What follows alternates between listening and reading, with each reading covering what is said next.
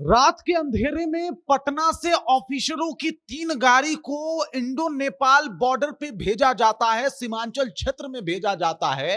और उन लोगों को ऐसे नहीं भेजा गया है बल्कि किसी मकसद के साथ भेजा गया है। इसके कई कारण सामने आ रहे हैं कि आखिरकार अचानक 3 बड़े अधिकारियों का काफिला इंडो नेपाल बॉर्डर पे कर क्या रहा था। और बाद में जो तफ्तीश में सामने आया, इसका मतलब स्पष्ट कर दिया कि भाई साहब वहां पे बड़ा खेल होने की तैयारी जो है वो सम्राट चौधरी के सरकार के आने के बाद से शुरू कर दिया गया है। और जितने भी घुसपैठी हैं उन लोगों को भेजने का, उन लोगों के ना आने का, और साथ ही साथ सीमांचल को एक अलग राज्य बनाने का क्या मुहिम चल रहा है। पूरी कहानी क्या है, चलिए आपको विस्तार पूर्वक बताते हैं, समझाते हैं।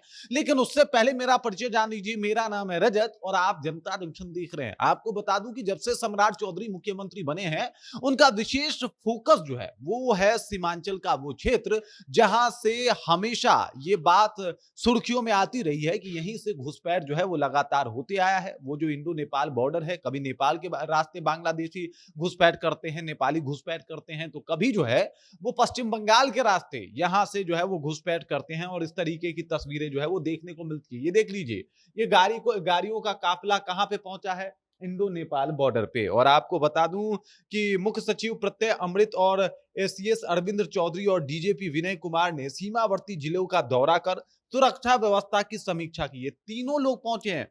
मुख्य सचिव प्रत्यय अमृत का वहां पे पहुंचना, आप समझ रहे हैं कि इसका मतलब क्या हो सकता है।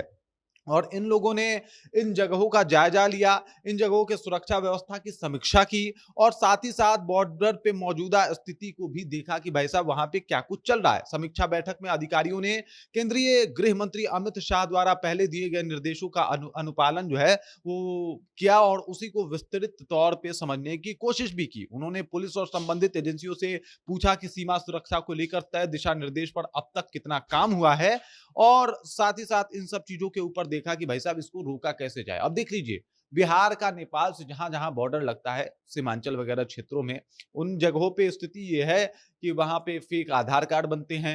ऐसे चीजों के ऊपर कार्रवाई होने की बात है। अब चूंकि बिहार में दारू बंद है तो सूखा नशा जो है वो वहीं से सप्लाई किया जाता है और उनके ऊपर भी रोक लगाने की कोशिश है। और साथ ही साथ ड्रग्स तस्करी और जो अवैध तरीके से आदमियों को यहाँ पे भेजा जा रहा है, उन तमाम लोगों पे जो है वो कार्रवाई करने की बात जो है वो सामने आ रही है।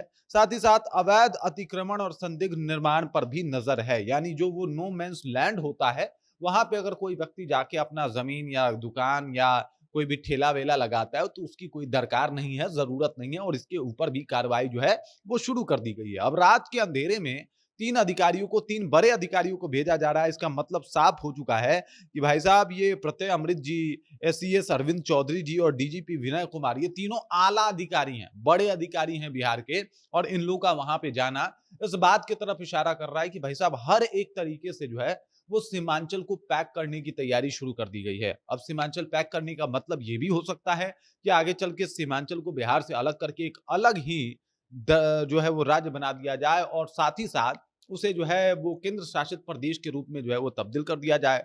इन तमाम मुद्दों के ऊपर जो है वो अब चर्चा और ज्यादा तेज हो गई जब रात के अंधेरे में इन 3 लोगों की गाड़ियां वहां पे पहुंची और ये लोग अपने दलबल के साथ सीमा का निरीक्षण कर रहे थे और सब कुछ का जायजा ले रहे थे। अब इस बात में कितनी सच्चाई है ये तो आने वाला वक्त बताएगा, लेकिन ये लगातार जिस तरीके से चहलकदमी सीमांचल के क्षेत्रों में बढ़ रही है, उससे ये तो अंदाजा लग रहा है कि सीमांचल के क्षेत्र में कुछ तो चल रहा है जो बिहार सरकार गुपचुप तरीके से मतलब करने की कोशिश कर रही है और एक बड़े कांड को अंजाम देने की कोशिश कर रही है। बाकी इस खबर, इस जानकारी को लेकर आप क्या सोचते हैं? क्योंकि जिस तरीके से सम्राट चौधरी लगातार घुसपैठियों के ऊपर नकेल कसे हुए हैं, 22 लाख फर्जी आधार कार्ड जो है वो रद्द कर चुके हैं, उससे तो ये पता लग चुका है कि भाई बड़ा खेल हुआ है और घुसपैठियों को भेजने की पूरी तैयारी जो है वो उसके ऊपर काम कर रहे हैं। और अब जब उन्होंने इन 3 अधिकारियों को भेजा तो इसका मतलब स्पष्ट हो चुका है कि कुछ बड़ा खेल सीमांचल के क्षेत्र में होने वाला है। बाकी इस खबर, इस जानकारी को लेकर क्या सोचते हैं कमेंट कीजिए, विचार बताइए अपना।